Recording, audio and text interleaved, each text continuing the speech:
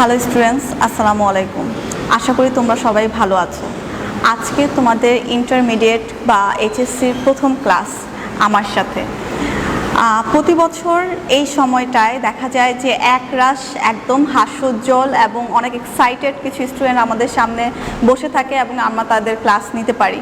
কিন্তু এই বছর সম্পূর্ণ ভিন্নভাবে তোমাদের সামনে আমরা আসছি এবং এই বছর হয়তো বা তোমরাও সেই রকম আনন্দ নিয়ে প্রথম দিনে ক্লাসটা করতে পারছো না। বাট যেহেতু আমাদের কার্যক্রম চালাতেই হবে, যেহেতু তোমাদের পড়াশোনা করতেই হবে আর আমাদের তোমাদের পড়াতেই হবে, সো আসো আমরা একত্রিতভাবে নতুন করেই আমরা হলো যে আমাদের যাত্রাটা শুরু করি। ঠিক আছে, তোমাদের প্রথমে অভিনন্দন জানাতে চাই। এত কষ্ট করে ম্যাট্রিক পরীক্ষা শেষ করে তোমরা এত কষ্ট করে পড়াশোনা করে এই পর্যন্ত চলে এসেছো। অবশ্যই তোমাদের অনেক এফোর্ট ছিল, অনেক চেষ্টার মাধ্যমে তোমরা এত দূর এসেছো এবং আমরা আশা করব যে সামনেও তোমরা পড়াশোনা করে খুব ভালোভাবে সামনে প্রোগ্রেস করবে এবং অবশ্যই আমাদের সাথে থাকবে। ঠিক আছে, তোমরা যেহেতু ভর্তি হয়েছো, সবাই এখন ইন্টারমিডিয়েটে দ্বিতীয় ধাপে চলে আসছো, তোমরা কিন্তু এখন বড় হয়ে গেছো। সো তোমাদের কিন্তু আমরা এভাবে কষ্ট করে বলবো না পড়ো পড়ো পড়ো, এখন তোমরা অনেক দায়িত্ববান হয়ে গিয়েছো। ঠিক আছে, তো সেই ক্ষেত্রে কিন্তু অবশ্যই তোমাদের নিজ দায়িত্বে পড়তে হবে, আমাদের সাথে তোমাদের থাকতে হবে এবং আমাদের প্রত্যেকটা ক্লাস তোমরা ফলো করবে, এই আশা নিয়ে কিন্তু আমরা তোমাদের সাথে আছি। ঠিক আছে, আর এই ক্ষেত্রে তোমাদের বলে রাখছি যে যেহেতু আমাদের পুরো বিশ্বে একটা মহামারী চলছে, যেহেতু আমরা করোনা কোভিড-19 দিয়ে অলরেডি এফেক্টেড, সবাই আমরা এই রকম একটা খারাপ সময় দিয়ে পার হচ্ছি, সেই ক্ষেত্রে অবশ্যই তোমরা স্বাস্থ্য সচেতন থাকবে এবং অবশ্যই তোমরা ঘরের বাইরে যদি একান্তই কোনো প্রয়োজন না হয় সেক্ষেত্রে তোমরা বের হবে না, এবং যদি তোমরা বের হও তাহলে অবশ্যই সাথে অবশ্যই হ্যান্ড স্যানিটাইজার রাখবে এবং at the mean time mask পরা কিন্তু ভুললে চলবে না। ঠিক আছে, কারণ তোমার সচেতনতার জন্য হয়তো বা তোমার পরিবারের একজনের জীবন বেঁচে যাবে, যেটা তুমি আজকে এখানে বসে চিন্তা করতে পারছো না। যাই হোক, তোমাদের অনেক অনেক অভিনন্দন। আমরা ইউজুয়ালি প্রত্যেক বছরই অনেকগুলো সুন্দর সুন্দর চেহারা এবং অনেক এক্সাইটেড কিছু মুখ নিয়েই হল যে স্টার্ট করি, কিন্তু এবার আমাদের সামনে আসলে একটা ক্যামেরা ছাড়া আর কিছুই নাই। কিন্তু আমরা ধরেই নিচ্ছি যে তোমরা সবাই আমাদের সামনেই আছো, হয়তো বা ক্যামেরার ওপাশে আছো, কিন্তু ধরেই নিচ্ছি যে তোমরা আমাদের সামনে আছো এবং থাকবে। আমি তোমাদের ফিনান্স, ব্যাংকিং ও বিমা, তোমাদের বিজনেস স্টাডিজ এর ব্যবসায় শিক্ষার ফিনান্স, ব্যাংকিং ও বিমা এই সাবজেক্টের টিচার। ঠিক আছে, আমার নাম সাদিয়া সিদ্দিকা সিমি।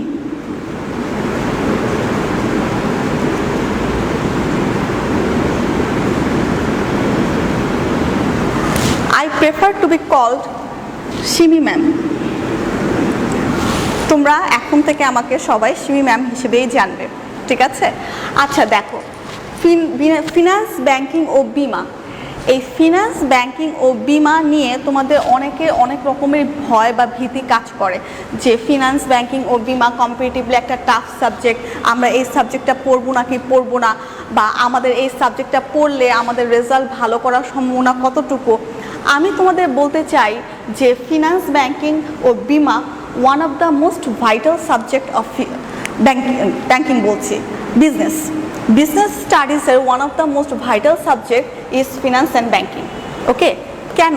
বিকজ যখনই তুমি বিবিএ করবে, বিবিএর মূল সাবজেক্ট যাই থাকুক না কেন সেখানে কিন্তু তোমার ফিনান্সটা লাগবে। একদম ফার্স্ট ইয়ারেই তুমি হলো যে ফিনান্সের একটা কোর্স দিয়ে যাবে।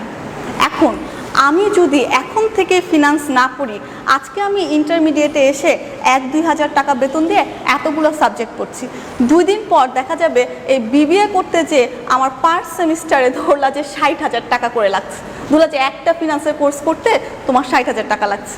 এখন তুমি আস্তে আস্তে ফেল করে পাস করে যেভাবেই হোক তুমি কিন্তু ফিনান্সটা কভার দিয়ে দিতে পারবা, কিন্তু 2 দিন পর যদি তুমি ফিনান্স না বুঝো তখন কিন্তু তোমার উপরে একটা ভারী বার্ডেন এসে পড়বে। সেই ক্ষেত্রে অবশ্যই তোমার এখন থেকে কি করতে হবে, প্রিপারেশন নিতে হবে, যাতে সামনে তোমার চলার পথগুলো অনেক বেশি কি হয়ে যায়, ইজি হয়ে পড়ে। ঠিক আছে, তাহলে আমরা এখন থেকে আস্তে আস্তে ফিনান্স সম্পর্কে জানবো এবং যতই আমরা ফিনান্স সম্পর্কে জানবো ততই আমরা বুঝতে পারবো যে এই সাবজেক্টটা আসলে মোটেও কঠিন সাবজেক্ট না এবং অন্যান্য 8-10টা সাবজেক্ট থেকে এই সাবজেক্টে নাম্বার ক্যারি করা, নাম্বার উঠানো অনেক সোজা। ঠিক আছে, আমাদের ফিনান্সে তোমরা অলরেডি জানো যে ফিনান্স ফার্স্ট পেপার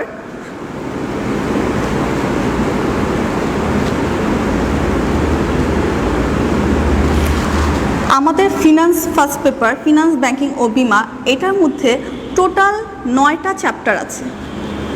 ঠিক আছে, এই 9টা চ্যাপ্টারের মধ্যে প্রথম 2টা সাবজেক্টিভ, দ্যাট মিন এটার মধ্যে কোনো ম্যাথ নাই, এবং বাকি যে 7টা আছে সেটা হলো যে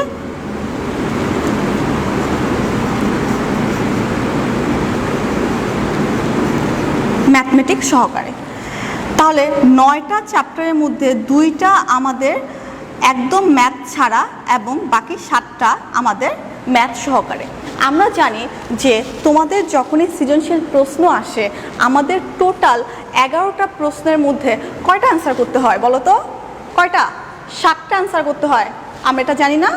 যখন আমাদের সৃজনশীল কোশ্চেন আসবে আমাদের 11টা কোশ্চেনের মধ্যে 7টা কোশ্চেন অ্যান্সার করতে হবে। দেখা যায় এই যে 11টা কোশ্চেন আসে, এই 11টার মধ্যে এই সাবজেক্টিভ 2টা থেকে 3টা বা 4টা কোশ্চেন চলে আসে। ঠিক আছে, 3টা বা 4টা কোশ্চেন চলে আসে এখান থেকে, আর বাকি ধরো যে 3 or 4, আর বাকি যেই 7টা ম্যাথমেটিক্সের চ্যাপ্টারগুলো আছে সেখান থেকে তোমার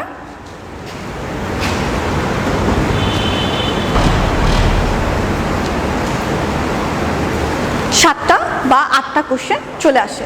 তাহলে এই ক্ষেত্রে যেটা হচ্ছে যে আমরা যে খুব ভয় পাচ্ছি যে ফিনান্স করলেই আমাদের ম্যাথ করতে হবে, এই ভয়টা আমাদের পাওয়ার খুব একটা প্রয়োজন নেই।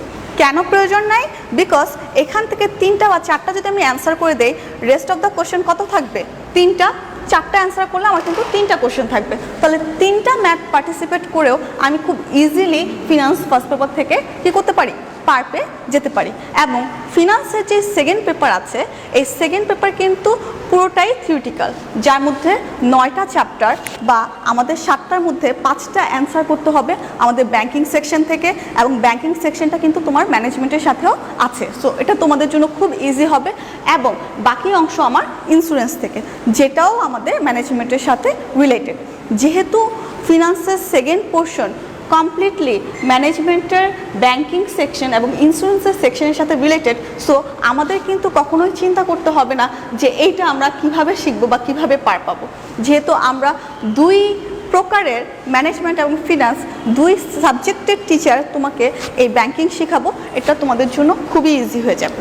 ঠিক আছে, আর ফার্স্ট পেপারে যে অংশটা আছে সেই অংশটা তুমি যদি নিজে মনোযোগ দিয়ে সুন্দরভাবে করতে পারো তাহলে এটা খুব সহজে তোমরা করে উদ্ধার পেতে পারবে। ঠিক আছে, যার মধ্যে অলরেডি তোমরা ফার্স্ট পেপারে কিছু অঙ্ক, অর্থের সময় মূল্য, তারপর ব্রেক ইভেন পয়েন্ট, এগুলো কিন্তু ম্যাট্রিকেই কমপ্লিট করে চলে আসছো। যেহেতু তোমরা এগুলো করে আসছো, এগুলো দেখলে তোমাদের কাছে খুবই ইজি মনে হবে।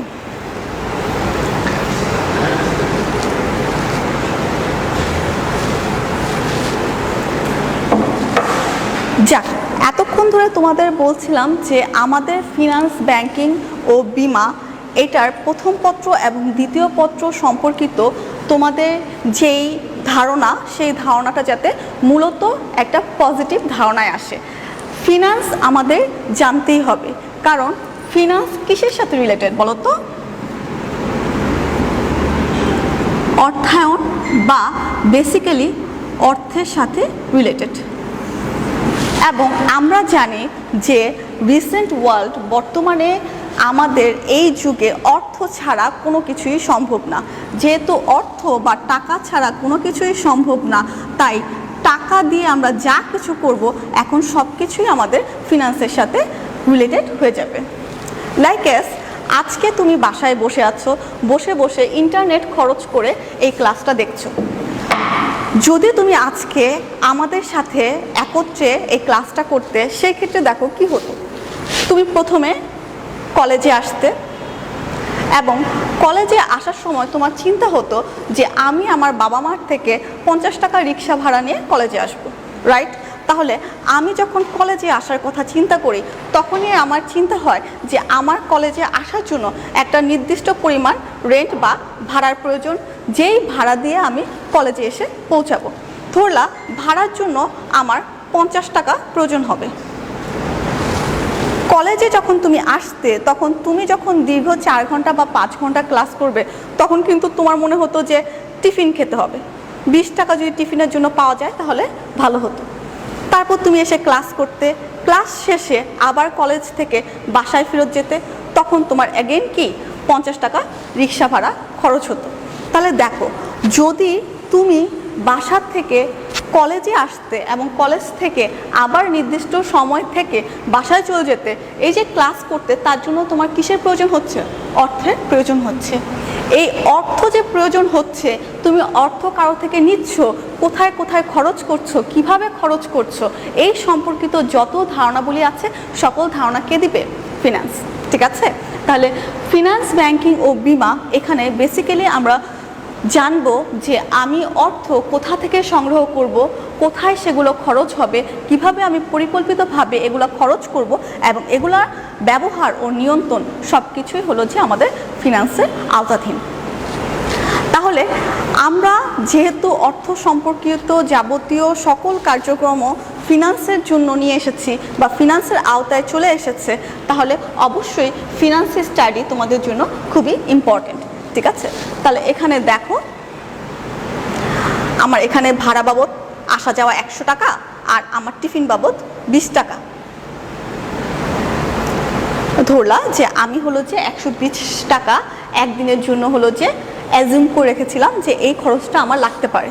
এখন তুমি আসার সময় এত টাকা নিয়ে আসবা, তখন তোমার অবশ্যই তোমার বাবার কাছে চাইতে হবে যে বাবা আমাকে 120 টাকা দাও, আমি আজকে কলেজে যাব, ফার্স্ট টাইম কলেজে যাব, একটু সুন্দর করে সেজেগুজে তো যেতেই হবে। ধরলা যে তুমি সেজে টেজে কলেজে চলে এসেছিলে, ঠিক আছে? এখন তুমি আসতে পারতেছো না, তুমি বাসায় বসে বসে এমবি খরচ করে, জিবি খরচ করে আমাদের দেখতেছো। যাই হোক, একই ব্যাপার। বাট এই যে আমরা আসবো, যাব, খরচ করব, এই সকল কর্মকাণ্ড যা হচ্ছে সব কিছু আমাদের ফিনান্সের আওতাধীন। তুমি যত ফিনান্স সম্পর্কে জানবে তত তুমি হলো যে বুঝতে পারবে যে ফিনান্সটা আমরা ডে টু ডে অ্যাক্টিভিটিসের মধ্যে কিন্তু অলরেডি ইনক্লুড করে ফেলেছি, বাট আমরা সেটা না বুঝেই আমরা তার ঠিক মতো ব্যবহারও করে ফেলছি। ঠিক আছে? তাহলে দেখো, ফিনান্স, ব্যাংকিং ও বিমা প্রথম চ্যাপ্টার বলছে যে এই চ্যাপ্টারে অর্থায়ন কি এবং অর্থায়নের সূচনা সম্পর্কে আমরা জানব। প্রথম অধ্যায়, প্রথম পত্র।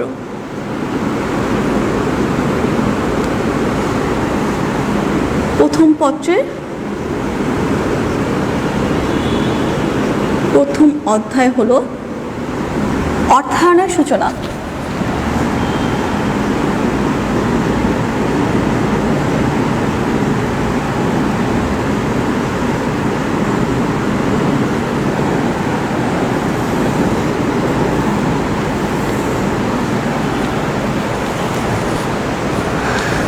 দেখো, ফিনান্সে আমরা আজকে প্রথম চ্যাপ্টার সম্পর্কে সামান্য একটু আইডিয়া নিব, এবং এই প্রথম চ্যাপ্টারে আমাদের আছে অর্থায়নের সূচনা। বেসিক্যালি ফিনান্স অর্থ, অর্থ সংস্থান। দ্যাট মিন আমি আমার টাকা কোথা থেকে নিচ্ছি বা কোথা থেকে সংগ্রহ করছি সেটা কিন্তু বলছে ফিনান্স। বাট ইন বিজনেসের ক্ষেত্রে এই ব্যাপারটা অনেক বেশি, এটার আওতা বা পরিধি অনেক বেশি ব্যাপক। ঠিক আছে? কারণ কি, আগে যখন আমরা বলতাম যে কোথা থেকে টাকা আসবে সেটাই শুধু ফিনান্সের ধারণা বা সেটাই শুধু ফিনান্সের চিন্তা। বাট টাকা এখন কোথা থেকে আসবে না, কোথায় খরচ হবে, কতটুক খরচ হবে, বাকি টুকের ব্যবহার কি হবে এবং বাকি টাকা আমি কিভাবে নিয়ন্ত্রণ করব, সব কিছুই ফিনান্সের আওতায় চলে আসবে। ঠিক আছে? যেহেতু অর্থ সম্পর্কিত যাবতীয় কার্যাবলী সব কিছুই ফিনান্সের আন্ডারে চলে আসছে, তাই অর্থায়নকে আমরা সংজ্ঞায়িত করব এমনভাবে যাতে অর্থ সম্পর্কিত যাবতীয় কার্যাবলীকে আমরা কি বলবো? ফিনান্স বলবো। আসো আমরা প্রথমেই জেনে নেই অর্থায়ন বা ফিনান্স কাকে বলে। দেখো, প্রতিষ্ঠানের প্রয়োজনীয় অর্থের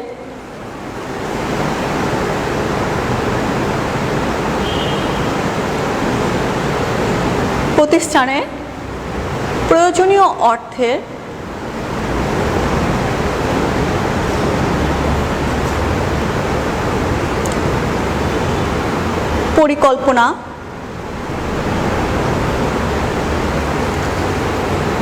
সংস্থান,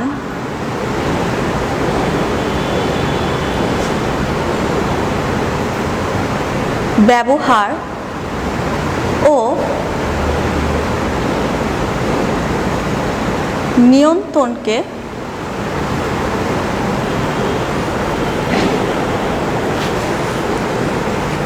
ব্যবসার ভাষায় নিয়ন্ত্রণ সম্পর্কীয় কার্যাবলীকে।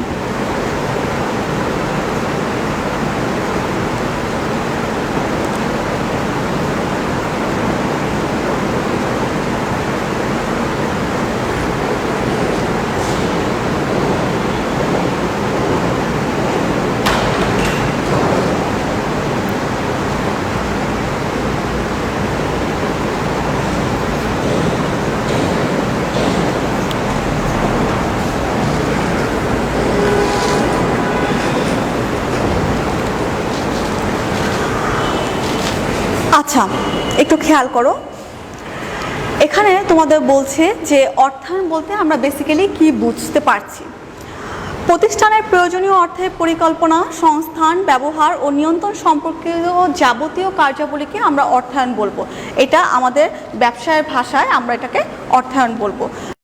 বেসিক্যালি একটু আগে তোমাকে আমি বলছিলাম যে তুমি যখনই কলেজে ফার্স্ট ক্লাস করতে আসতে তখনই তোমার পারসেপশন কি হতো যে আমার কিছু টাকার প্রয়োজন, আমি 50 টাকা ভাড়া দিয়ে কলেজে আসব, এখানে কিছুক্ষণ সময় স্পেন্ড করব, 20 টাকা আমার টিফিন লাগবে এবং 50 টাকা ভাড়া দিয়ে আমি আবার কলেজ থেকে বাসায় চলে যাব। এখানে আমার হোম আর এখানে আমার কলেজ। তাহলে আমি কলেজে আসছি একটা নির্দিষ্ট পরিমাণ ভাড়া দিয়ে, এখানে থেকেছি 4 ঘন্টা 5 ঘন্টা থাকলাম, টিফিন খেলাম, দেন আমি আবার বাসায় চলে যাচ্ছি। তাহলে এই যে আমি আসব, আমার একটা নির্দিষ্ট পরিমাণ ভাড়া লাগবে, আমি চলে যাব তখন আমার ভাড়া লাগবে, প্লাস আমি টিফিন খাবো, আমার তখনও কিছু পরিমাণ অ্যামাউন্ট বা অর্থ লাগবে। তাহলে এই যে কার্যক্রমটা হচ্ছে, এই কার্যক্রম হওয়ার জন্য আমার এখানে আমি প্রেডিকশন নিয়ে রাখছি আমার 50 প্লাস 50 প্লাস 20 টাকা, টোটাল 120 টাকা কি লাগছে, খরচ লাগছে। এই যে খরচের চিন্তাটা করা হচ্ছে সেটাই আমার জন্য কি অর্থের পরিকল্পনা। যে কোনো সেকশনে যখনই আমি চিন্তা করছি যে আমার এইখানে এই বাবদ এই খরচ হতে পারে, তখনই সেটা আমার জন্য কি হয়ে যাবে, অর্থের পরিকল্পনা হয়ে যাবে। এখন দেখো, আমি চিন্তা করছি আমি যদি কলেজে যাই তাহলে আমার 120 টাকা খরচ লাগবে। এখন এই 120 টাকা আমি কার থেকে তুলবো? আমি আমার বাবার কাছে যেতে পারি যে বাবা আমাকে 120 টাকা দাও, বাবা বলতেছে যে তোমাকে আমি 100 টাকা দিতে পারবো, 120 টাকা দিতে পারবো না। সেই ক্ষেত্রে আমি কি করলাম, আমি বাবার কাছে গেলাম, বাবা আমাকে 100 টাকা দিল এবং মায়ের কাছে ঘ্যান ঘ্যান করে আমি বাকি 20 টাকা কি করে ফেললাম, সংগ্রহ করে ফেললাম। যদি আমি এই কাজ করতে পারি যে 100 টাকা আমি আমার বাবা থেকে সংগ্রহ করছি আর মা থেকে আমি 20 টাকা নিচ্ছি, তাহলে টোটাল 120 টাকা কিন্তু আমার পরিকল্পনা মাফিক কি হয়ে যাচ্ছে, আদায় হয়ে যাচ্ছে। এই যে আমি 120 টাকা বাবা এবং মা দুজনের কাছ থেকে নিয়ে নিয়েছি, এটা আমার জন্য কি অর্থের সংস্থান। দ্যাট মিন আমি কার থেকে কিভাবে অর্থ নিচ্ছি সেটা হলো যে আমাদের জন্য কি হয়ে যাবে, অর্থের সংস্থান। ওকে, তাহলে এখানে দেখো প্রতিষ্ঠান বাদ দাও, যে কোনো ক্ষেত্রে অর্থের যদি আমি পরিকল্পনা করি আমার এই ক্ষেত্রে এত টাকা প্রয়োজন এবং এই অর্থটা আমি কার থেকে সংগ্রহ করছি সেটা আমার জন্য কী হয়ে যাচ্ছে, অর্থের সংস্থান। এখন আমি এই অর্থের ব্যবহার করব। এই ব্যবহার আমি কি করলাম, আমি অনেক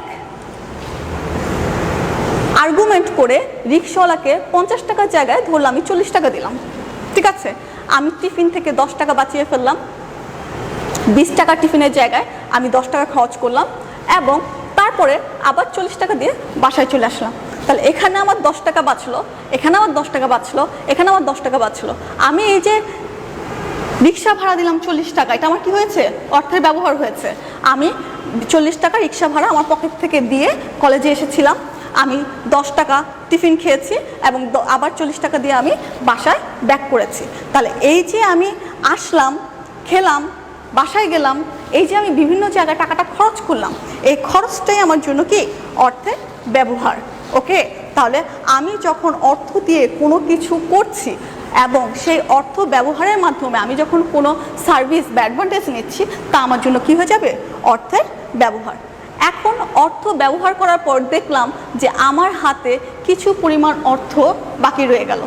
ঠিক আছে, আমার হাতে 30 টাকা বাকি রয়ে গেল। এই 30 টাকা দিয়ে আমি কি করব সেটা হলো যে আমার অর্থের নিয়ন্ত্রণ। এই 30 টাকা দিয়ে আমি কি করব? এই 30 টাকা আমি আমার ফ্রেন্ডদের সাথে সবাই মিলে একসাথে যেয়ে বাইরে ফুচকা খেয়ে ফেলতে পারি, রাইট? আবার আমি এই 30 টাকা জমাতে পারি।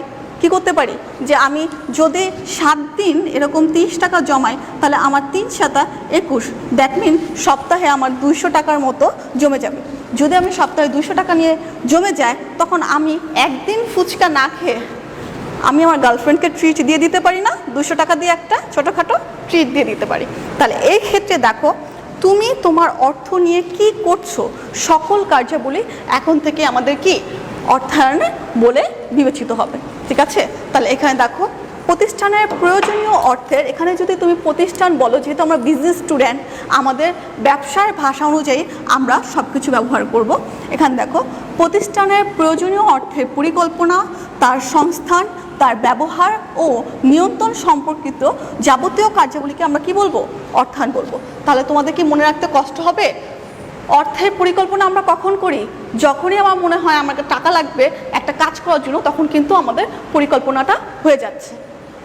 সংস্থান, কারো থেকে সেই টাকাটা যখন আমরা গ্রহণ করছি, যেমন তোমাদের বললাম যে বাবা মার থেকে আমি হলো যে 120 টাকা রিসিভ করছি, তখন সেটা হয়ে যাচ্ছে আমার অর্থের সংস্থান। এবং যখন এই টাকাটা আমি খরচ করছি বিভিন্ন পারপাসে, যখন আমি ভাড়া দিয়ে কলেজে আসবো, যখন আমি টিফিন খাবো, বিভিন্ন পারপাসে যখন আমি এই টাকাটা ব্যবহার করব, সেটা হয়ে যাচ্ছে আমার অর্থের ব্যবহার। এবং সর্বশেষে আমার যে টাকা বাকি থাকবে, বা যদি টাকা আমার বাকি নাও থাকে, সেই ক্ষেত্রে আমরা এই টাকা দিয়ে কি করব, সেটা হলো যে আমার অর্থের নিয়ন্ত্রণ। তাহলে এখানে প্রতিষ্ঠানের অর্থের পরিকল্পনা, সংস্থান, ব্যবহার এবং নিয়ন্ত্রণ সম্পর্কিত কার্যাবলীকে আমরা বলছি অর্থায়ন। ঠিক আছে, তাহলে অর্থায়ন বলতে অর্থের পরিকল্পনা, অর্থের সংস্থান, অর্থের ব্যবহার এবং অর্থের নিয়ন্ত্রণ যাবতীয় সকল কার্যাবলীকে একত্রে আমরা কি বলবো? অর্থায়ন বলবো। এই অর্থায়নের সংখ্যাটা একটু শর্টকাটও করা যায়, যদিও সকল টিচার এটা অ্যাকসেপ্ট করবে না, বাট তুমি এটা মনে রাখার জন্য রাখতে পারো। অর্থ সম্পর্কিত যাবতীয় কার্যাবলীকে অর্থায়ন বলে।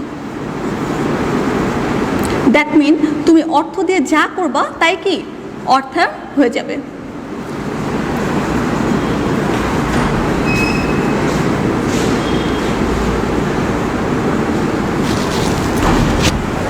ঠিক আছে, তার মানে তোমার হাতে 2 টাকা আসলেও সেটা তুমি কিসের মধ্যে চলে আসছো? অর্থায়নের বা ফিনান্সের আন্ডারে চলে আসছো। ঠিক আছে, এখন টাকা নিয়ে তুমি যাই করো, টাকা রাখো, ভাঙো, খরচ করো, খাও, যা করো, টাকার যখনই তোমার হাত দিয়ে লেনদেন হচ্ছে, তখনই সেটা আমাদের জন্য কি হয়ে যাচ্ছে? অর্থায়ন হয়ে যাচ্ছে। এবং এই অর্থায়ন কিন্তু শুধুমাত্র ব্যবসা ক্ষেত্রেই কিন্তু কার্যাবলী অর্থায়নে শুধুমাত্র ব্যবসায়িক ক্ষেত্রেই কিন্তু হচ্ছে না, এইটা আমাদের পারিবারিক জীবনে, আমাদের সামাজিক জীবনে, আমাদের অর্থনৈতিক জীবনে, সকল ক্ষেত্রে এটা আন্তর্জাতিকভাবে, সরকারিভাবে, সকলভাবেই হলো যে এই অর্থায়নের ব্যবহারটা হচ্ছে। সেক্ষেত্রে আমাদের জেনে নিতে হবে যে আমাদের অর্থায়নের স্বরূপ কী কী এবং কোন কোন সেকশনে আমি এই অর্থায়নটা করে থাকছি। বেসিক্যালি আমরা সকল ক্ষেত্রেই অর্থায়ন করে থাকছি। ঠিক আছে, আসো তাহলে আমরা জেনে নিই এই সংজ্ঞাটা কি লেখা হয়েছে, একটু লিখে নাও। ঠিক আছে, যদি না লিখো খাতা কলম খুলে ফেলো, প্রথম দিন দেখে আরাম করে বসে থেকো না। ঠিক আছে, আবার আমাদের মাইনাস করে ইউটিউবে গানও শুনো না, তাই না?